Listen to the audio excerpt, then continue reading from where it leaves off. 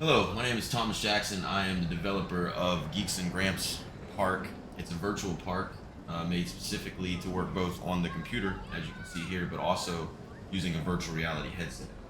So, with this park, we can have up to 30 students or seniors or children in the park all at the same time.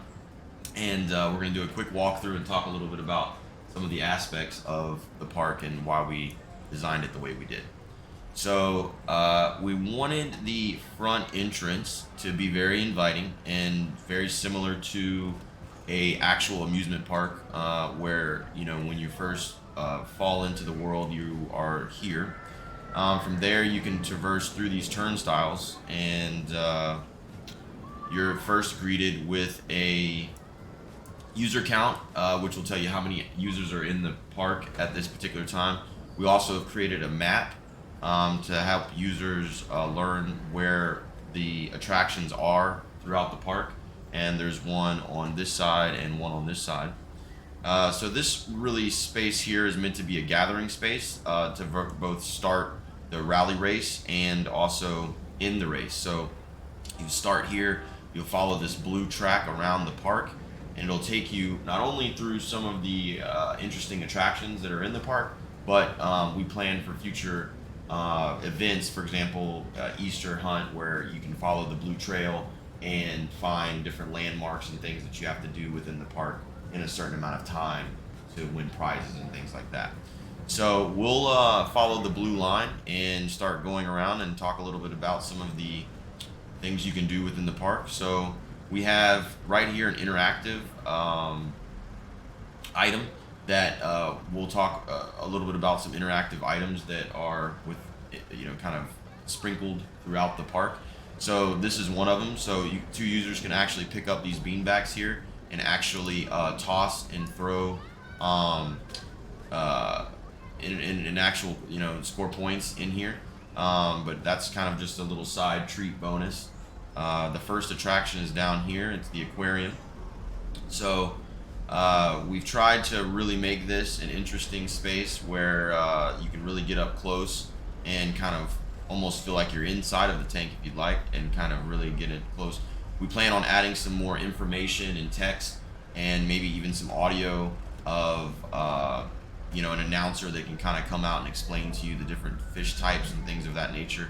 But it's a really cool place just to kind of get seniors and kids excited about or talking about doing things in an aquarium. Maybe they actually want to go in real life, or maybe the senior used to work at one as a kid growing up.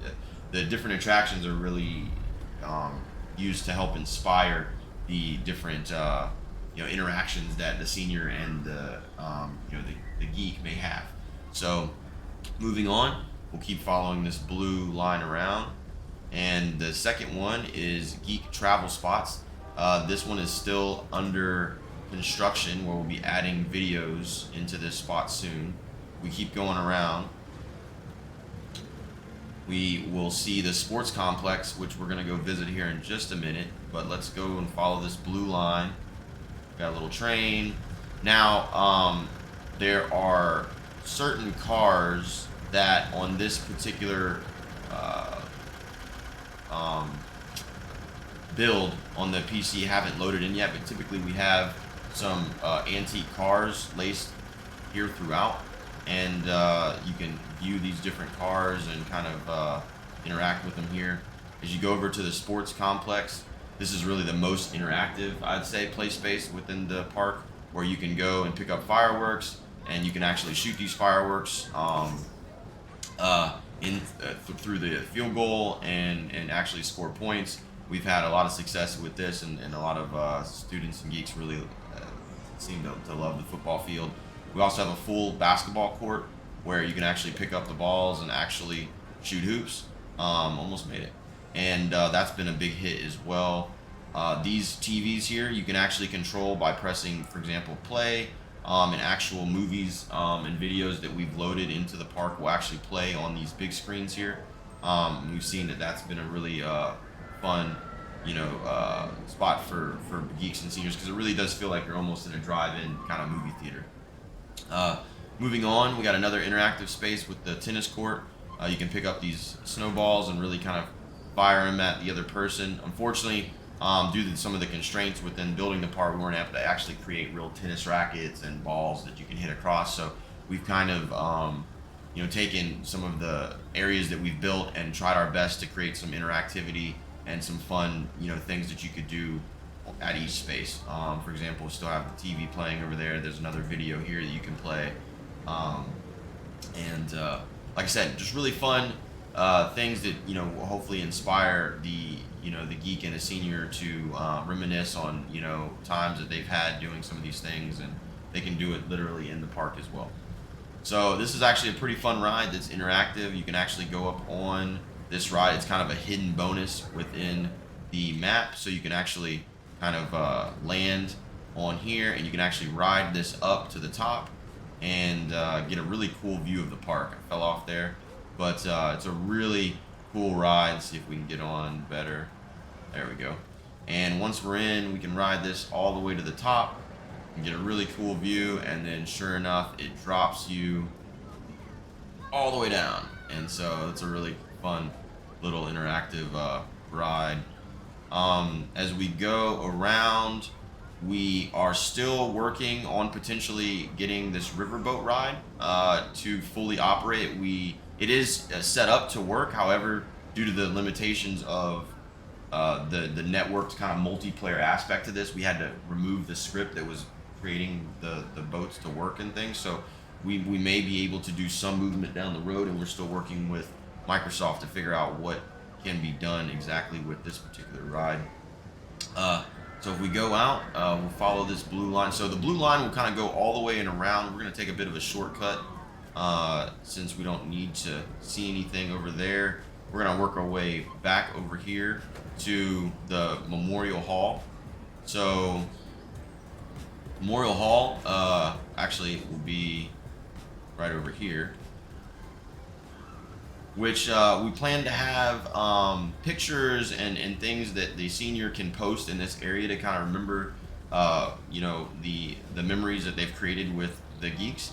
And we plan to have this area be designated to do that, where you can actually post up, take kind of selfies and post them all around that area from our different events.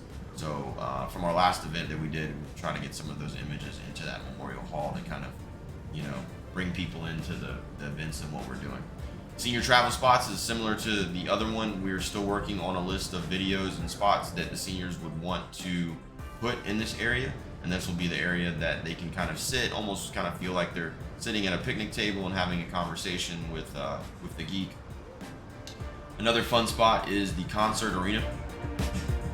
So as you can see, we got some music, and the senior or geek can actually watch a real concert by hitting play. They can interact and watch a live concert here. This is the Pepsi halftime show just recently from the Super Bowl, and you can play that. You can stop. You can go up here on stage and actually have kind of ideas like an open mic night kind of situation. And we're really excited about what can be done here at the concert arena. Moving on, last but not least, we have the indoor gymnasium. So this gym is pretty cool. As you can see, when you go in, you got a plethora of different interactivities you can do. You can throw paper airplanes, which are pretty fun. You can play basketball, of course, on the hoop nets. You can watch TV here. You even have a dart ball wall, so you can pick these up, and you can actually throw these, and they actually stick to the wall. So we've got a lot of interactivity in here, and we've seen really good use of just 8-10 people in here all at a time, just doing different things, from watching TV to shooting hoops. And we really just wanted an indoor gym space that it's kind of separate from the park itself. And so you can exit here. As you can see, really excited about what we can do with the growth of this park and how we can do. We feel like we've done a great job setting up a foundation, and now we can, for example, we have plenty of space to add new attractions and features to it. A lot of these, for example, to talk about real quick, I actually constructed and built several of the unique features that you see inside of the park, like this sign, or the different elements that you see were actually 3D modeled. by myself, and then went through a process to bring them into the game engine so that we could put them into this virtual world. So I've had to take some liberties of designing things to be what we call low poly, but that's kind of like a lower fidelity so that it would run smooth on the headset. That's something that we have to do with this current generation of VR headset, but in future generations, we can even make this park look better and better with better graphics and higher fidelity models. That's something that could be easily done over time as VR hardware continues to grow.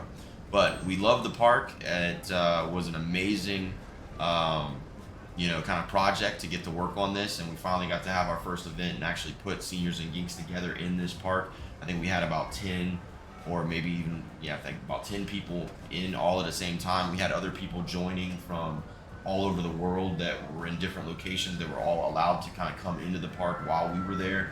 And I think we got up to almost 15 or 20 users in the park all at once, and everybody was just smiling and having a blast. So we really, just so excited. This is what I, kind of got into the VR development for, was to do projects like this, and it's been really terribly exciting to work with DRMI and building this out, and kind of just working with Bernice to work on her vision of what we could do in this virtual park. So we're just beginning. We really want to, start getting this out there and doing more events where we can put seniors in with the geeks and really, kind of have a novel way to kind of connect them, give them, something to talk about with each other, and really feel like they went to a virtual park and did an awesome trip together, right from the comfort of, their home space. So, if you have any questions or interested, please feel free. I'm here. You can reach out to me. My email is thomas@gocovalent.com. You can email me directly and ask me, if this is something you would like to do for your organization, or you're interested in expanding it or working with Bernice. Please reach out to us. We're more than free. This has been, like I said, an awesome journey, and we can't wait to see where it goes. So thanks again, and hope to talk to you again soon.